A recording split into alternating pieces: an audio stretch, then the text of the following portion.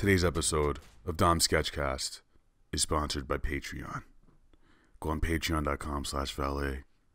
If you go there, you'll be able to sign up, donate some cashola.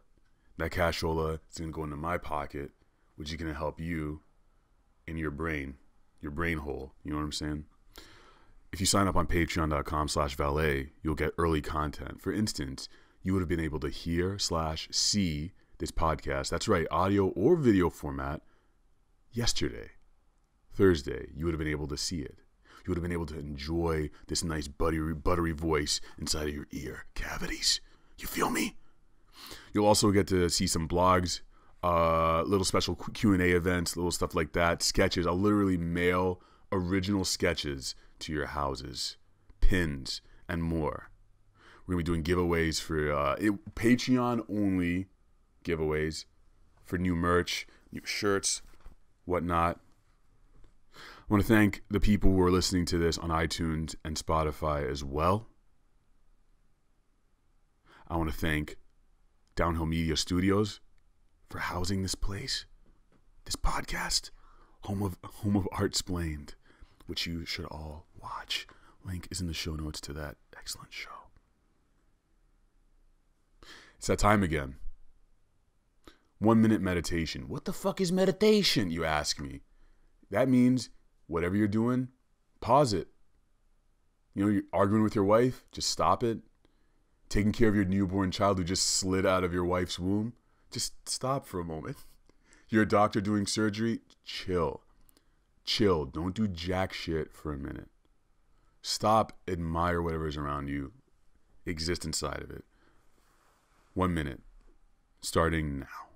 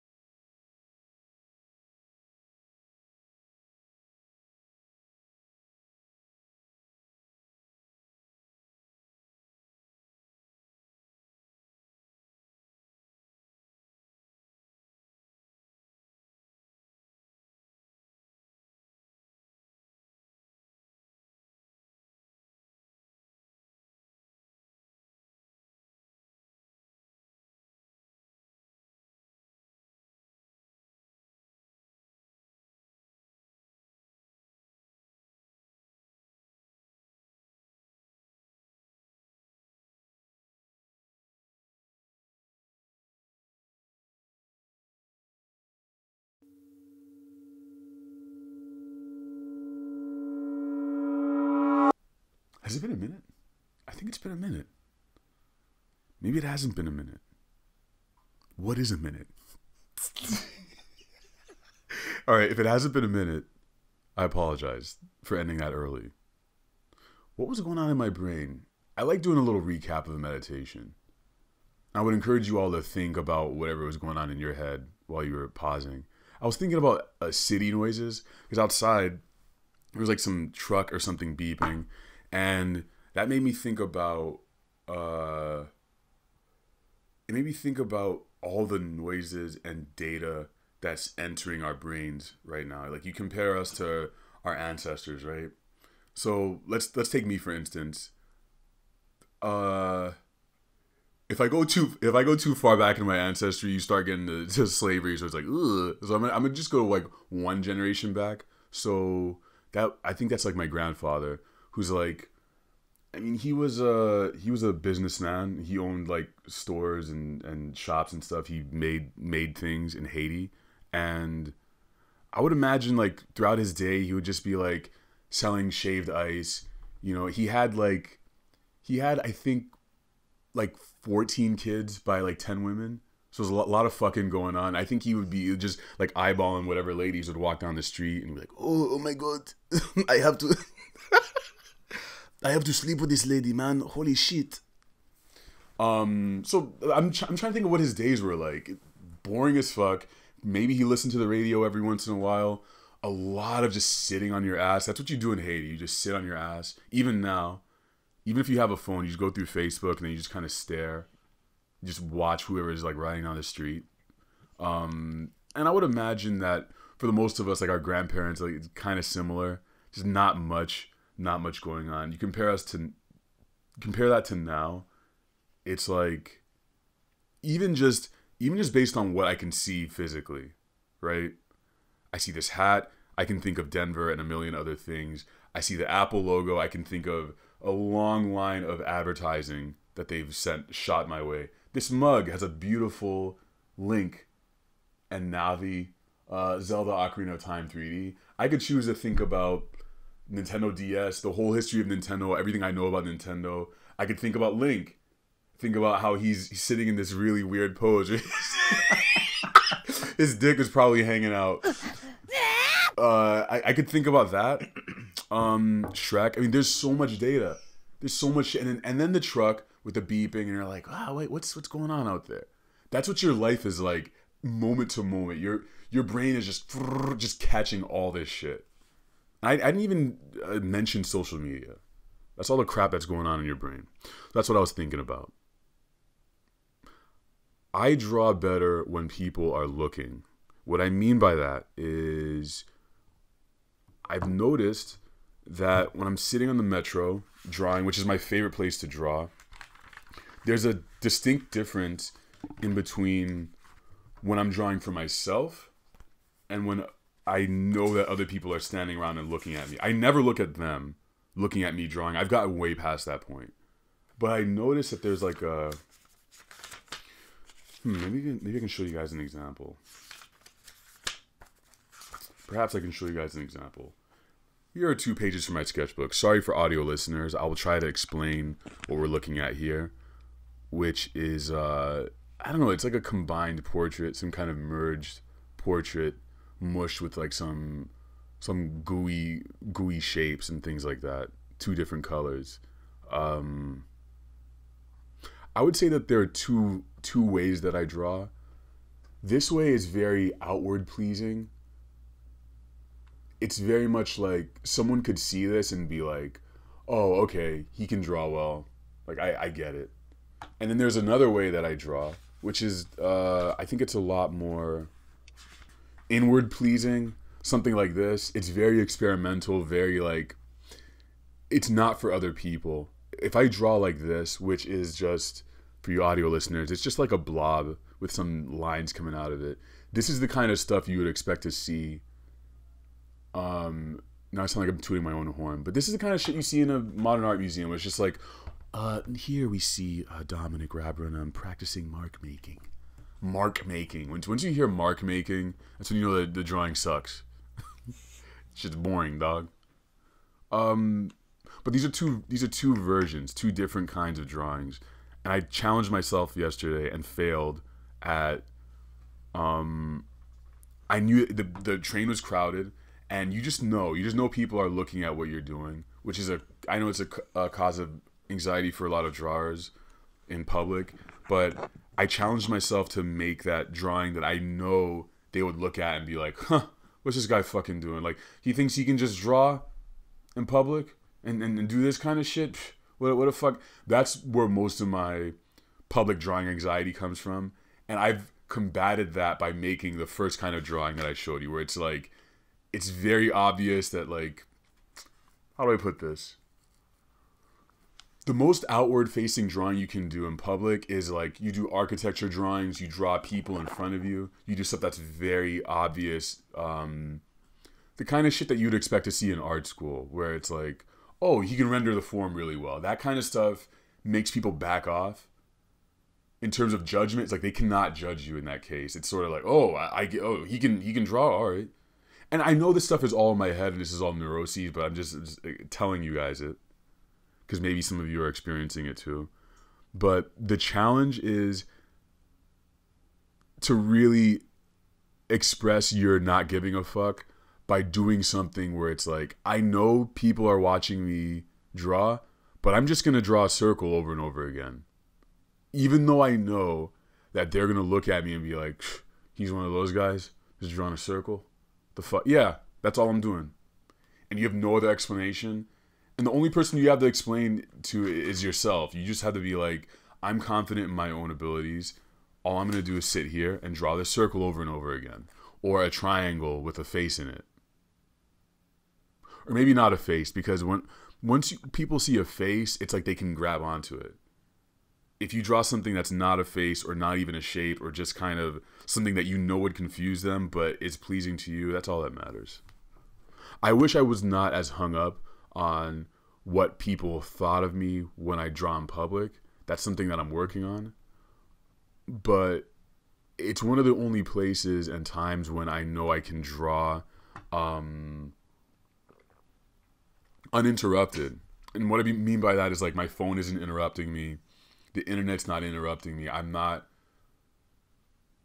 dedicate public transit time to drawing or reading, usually drawing. So it's really precious for me. And for some reason, I can't do it in my bedroom. Like I can't draw at home the way I draw outside. That's something I'm struggling with. Do you think that helps you to be a better artist, to just be like becoming like doing it more and becoming less self-conscious? Does that help you as an artist when you go home?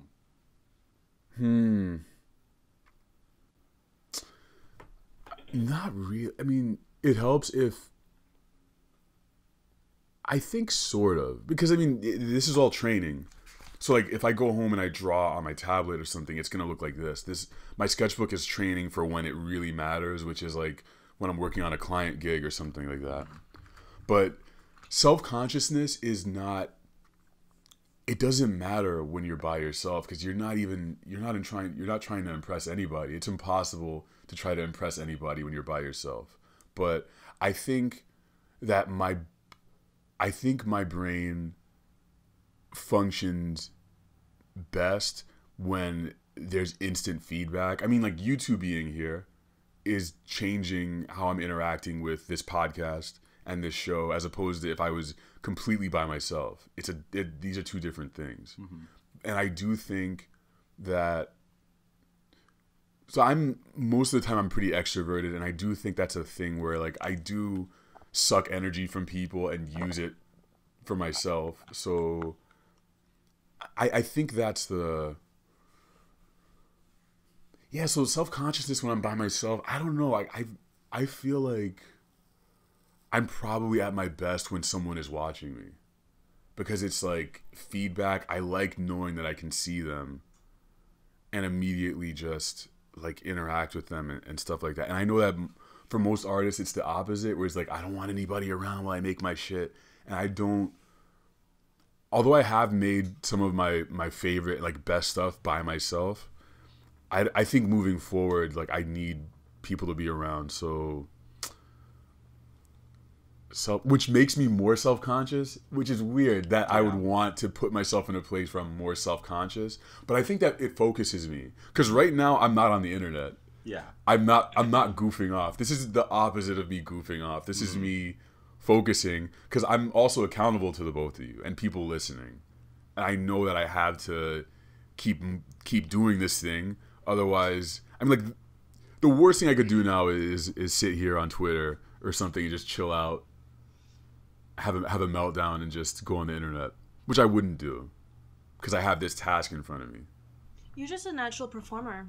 It's like some people perform better on a What? stage. Yeah, I guess you're right. Some people, like, they're very, some people, like, Wow, they it's so much easier for them to speak their mind on a stage sometimes than when they're, like, outside of that and they're just trying to converse and just have, like, this small talk, and then they just start freezing up, and it's like, but then when they're on a stage, something about being under the spotlight can, like, really, like, give them clarity somehow. That's me. I think, to add to that, I feel like I'm performing, and not in a bad way, but I think any interaction I have with a person, I feel like it's like the game is afoot. Like there's something going on where I need to, like, I'm trying to think if this is the case for people I'm really close to. And it might be the case where it's like, or maybe there are probably like only 5 people on this planet where it's like when I interact with them, I'm just sort of like, I don't feel any need to sort of be on. Mm-hmm. But I definitely feel like most people I talk to, it's like there's some kind of thing that's engaged inside of me where it's like I feel like I have to ask them a lot of questions, or when they're asking me things, I'm just sort of seeking something. I don't even know how to describe what it is. But, my natural conversation style is very aggressive and sort of, I interrogate people. not in a mean way, but it's just something I do. And I was talking to my friend about this, and she was like, oh yeah, I really admire that about you, that you're like, you can just go up to strangers and blah, blah, blah. She was talking about, like, so there was a friend's birthday party we were at, and there was some girl, and yet she was very attractive, but I was like, I saw this opportunity to talk to her, and I was like, oh, okay. And I spent the whole time talking to this girl who I'd never met before. And she was like, oh yeah, this is very admirable, because like, she was like, oh, I'm very introverted, I'm just closed off, and I don't want people in my space. And I told her, like, for me, it's compulsive. Like, I have to, the same way people are, like, introverts feel like they have to withdraw, like, I have to go into other people's brains and just sort of figure shit out, because I'm not comfortable otherwise. Yeah, and I think even the first time that all three of us interacted, it was just really easy to talk to you, like, right off the bat. I felt I'm glad people feel like it's easy. Yeah. But I've been thinking about that lately, about like why I do these things, not in a way where it's like I talk to my therapist like, am I fucked up? Why do I do? But more like, shit, I don't even know how to finish that thought. But I mean, aren't we all performing really? That's a question for you guys. I mean, when are you not performing? You know what I mean? Like, if you have a loved one or like, I think, are you still performing? I want you guys listening to this or watching this to answer in the comments. Are you performing even when you're around your most close loved one and you're in that moment where you're just not talking, you're just existing? Is that still a performance? I think it is, in a sense, because you're still going to be more self-conscious than you would be and more aware of the little things that you're doing than if you're alone, right? Even if it's a little bit. Okay. Right? Like, even if it's a little bit. Because you wouldn't just pull your dick out. You wouldn't just be like, oh, God, I'm so comfortable. Right. So you're saying being observed in any way will change your behavior? I think so. That's actually, Foucault? No. So he's like this French guy who was a philosopher, and he had this thing called the panopticon, and I apologize in advance if Is it the prison? Yeah, I apologize in advance if I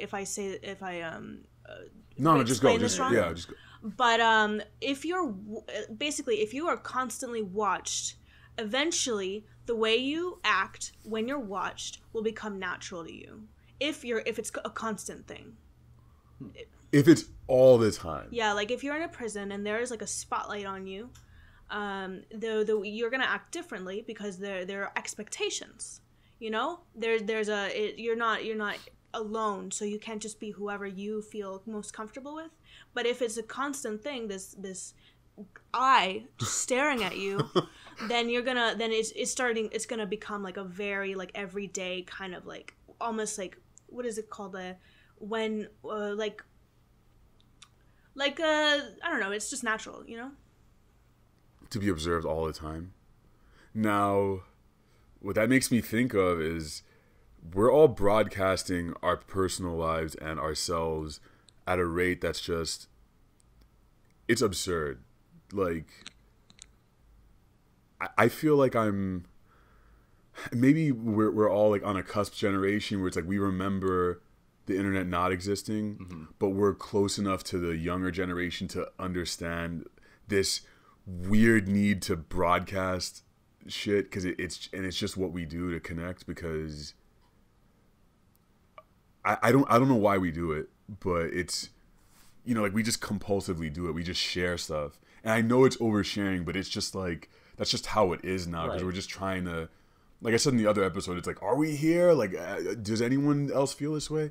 But that is the eyeball, right? Like, we're all looking at each other then, sort of. Yeah. I'm just glad I wasn't like sure there was MySpace when I was younger, but I didn't really use it much. And so I'm just glad that I didn't have Twitter when I was like 12 years old because, man, I had some thoughts in my head that I thought were so interesting that were not at all. I like grapes. I like turtles. Does anyone else like turtles? Do you think that you are performing when you're by yourself? Do you think you can perform? And obviously you got like the version of like I hold the paper up or the skull and I'm like, oh, alas, Hamlet. Like that's like the traditional concept of performing, but like, all right, let's define the word. What is performing? Without looking in a dictionary, what is performance? Acting differently than you normally would. Yeah, I would say acting differently. I would definitely say acting. I'd say you're not acting naturally. You're acting in order to try to reach some kind of end goal. Like let's say I'm talking to Bill Murray and I'm trying to get him to act in my film or something. Like and even though I would say that you're talking to them with like an end result in mind, and I think like they're like even to a lesser extent, like when you're talking to anyone, you might have like an end result in mind, like even if it's a smaller thing, like I just want this person to like me, I want to have a good conversation with them, right? Yeah. I would say I would say not performing at all, like the closest you can get to that is being alone, but or asleep. Yeah, I perform when I'm asleep, dude. All the time. Yeah.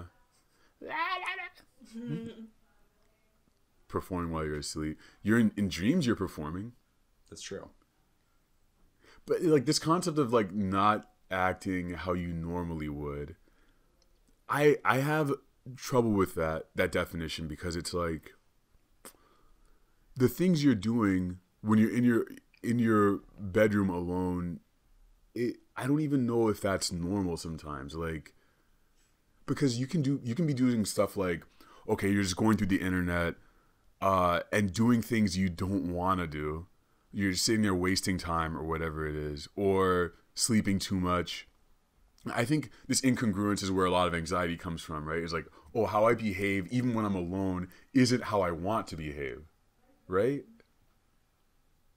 Is this making any sense? I think it makes sense. I'm just like, I wonder what ways I perform when I'm alone that I'm like, well, what is something I do when I'm alone that I don't want to do?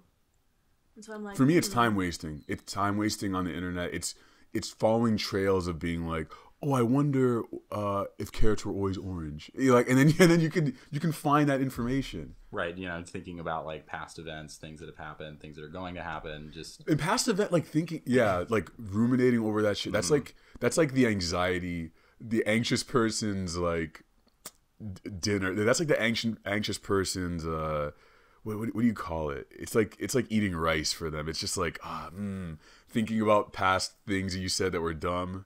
Just like ruminating, and because it's pointless because it shit already happened. Right, you can't change it, but it's still like, oh man, you're sitting there thinking about it, and obviously no one is observing you doing these things, but you're still doing it. One can perform for oneself, I think. How so? Oh shit! No, oh boy.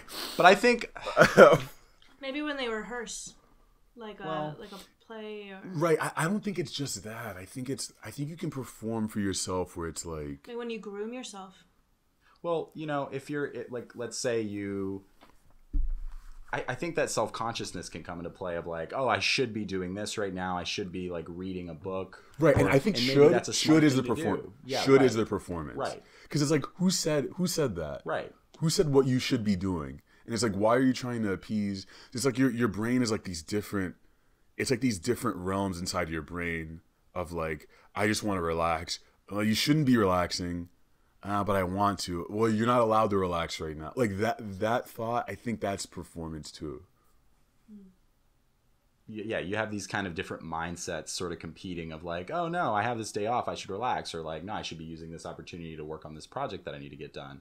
Right. And just those things, those competing voices. And one of them is going to win out. Performing in a way. And the one that wins out is based on your upbringing, your understanding of how stuff gets done. I mean, like, we're all like classically educated people here. And it's like people who have gone through like like traditional undergrad, grad school, whatever the fuck, are like very susceptible to feeling like they have to work within systems and accomplish things in a specific way.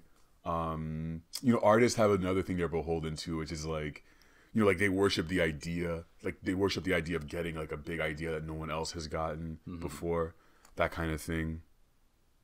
I think we should come back to this idea though. This is really, that's like a good concept for me to chew on, performance. And again, I want to know from you, you folks in the internet world, what you think about this. It's Q&A time. If you guys have questions, go to ask@domrabrun.com. Send me a picture, a movie, whatever the fuck, a song, if you want to ask me a question. Also use hashtag AskDSC on Instagram or Twitter to ask me a fucking question.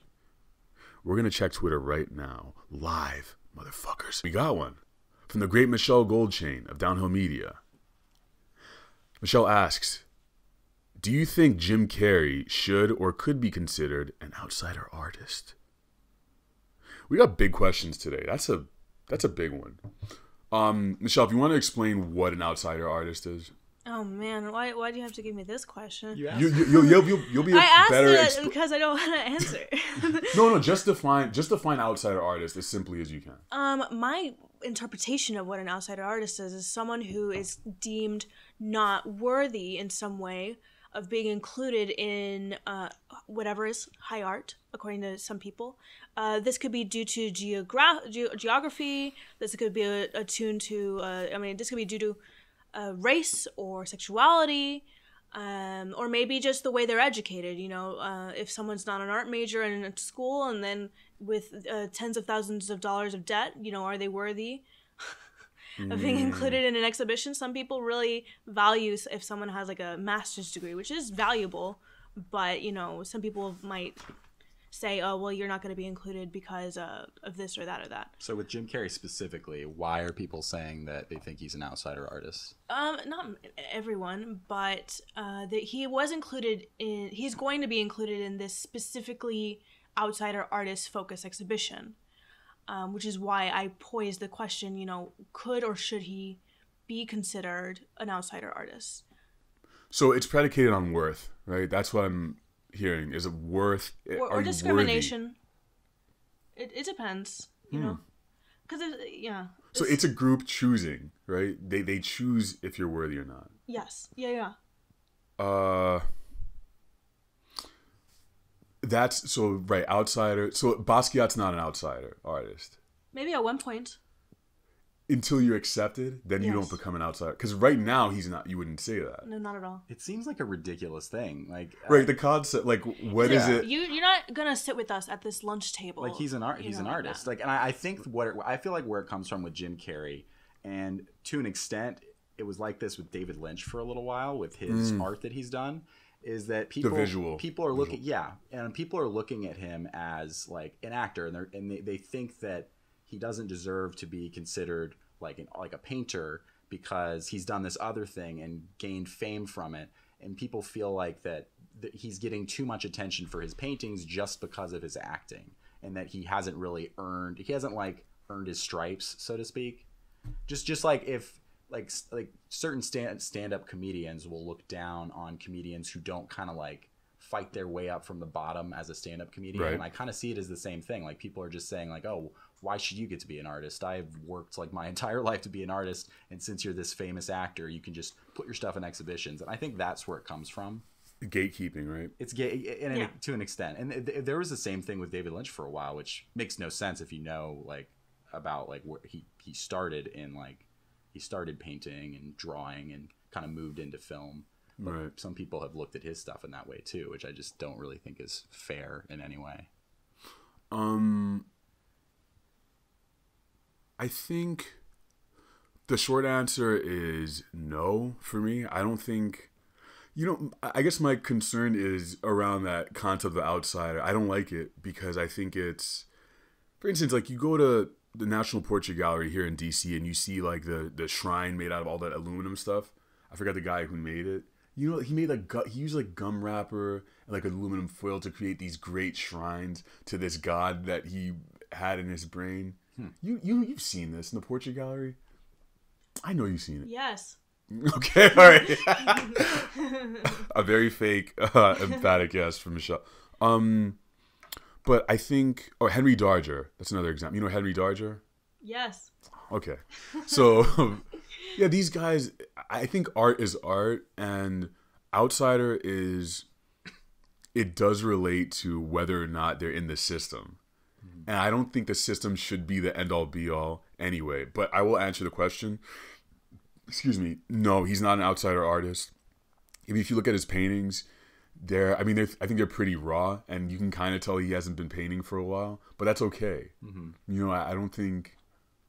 I think it just comes down to people, like, it seems like people trying to keep other people in boxes, saying, like, you're an actor, you can't move out of your realm, you know what I mean? And people are the same way. If like an actor wants to like join a band or do music, and sometimes they're not successful at it, but that doesn't mean that they can't like try a different medium, right? And they should, in fact. I mean, everyone should be trying different mediums, because like these things will inform your work that you consider to be primary. I've seen that with myself, where this is something very new that I've been coming to realize. But I think for me, talking is an instrument. My interactions with people, I think, might be my primary tool of communication. And I'm not gonna call it art, but I think that's like my primary tool.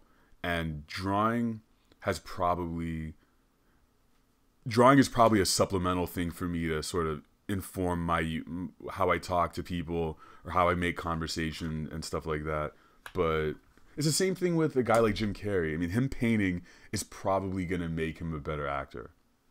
I mean, these things I think it's all parallel. It's like a painter who can also do music is probably going to be a better painter, or at least will be able to more fully express whatever's in their brain, which is the goal, right? I mean, the goal is to make everybody express themselves more fully.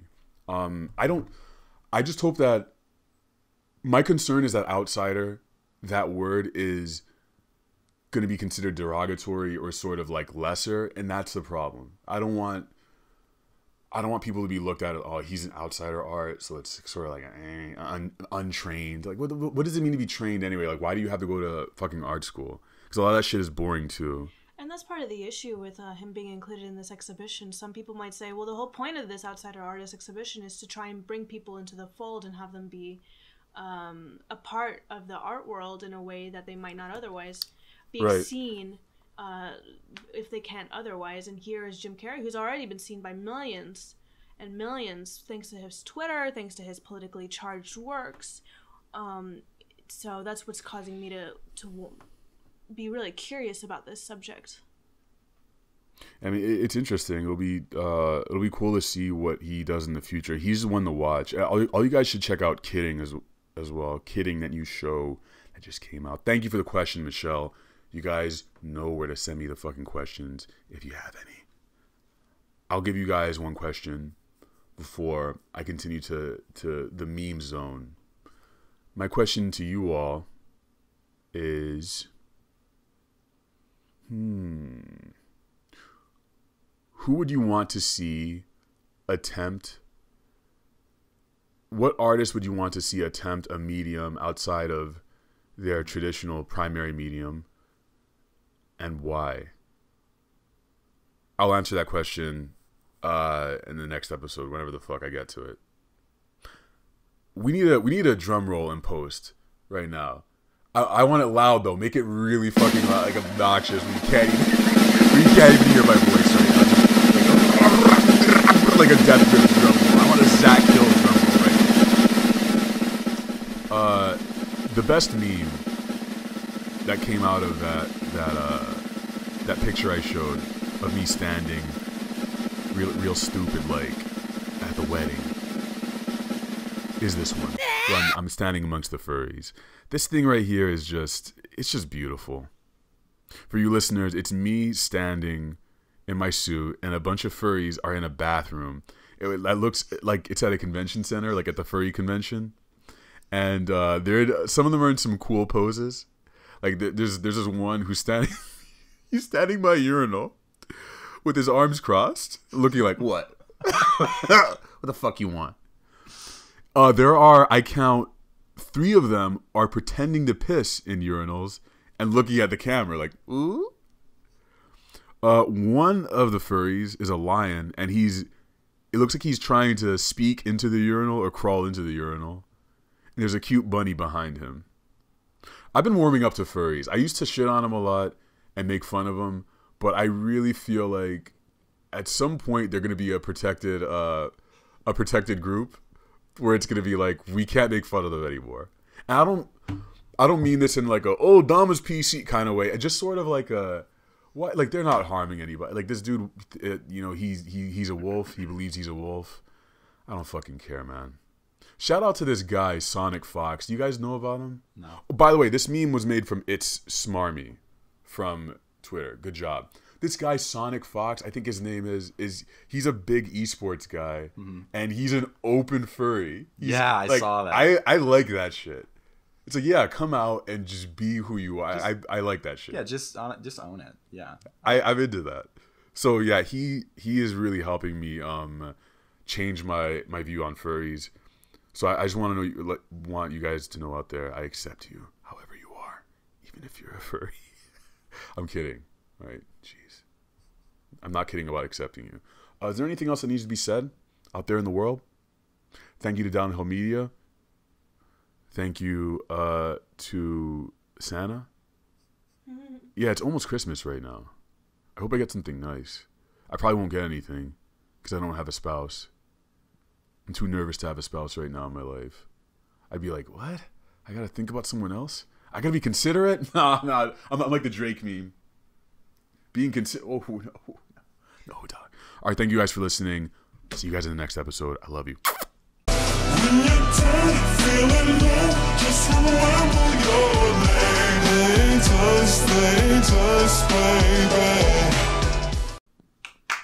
Whoa! Whoa! Whoa! Furries for life.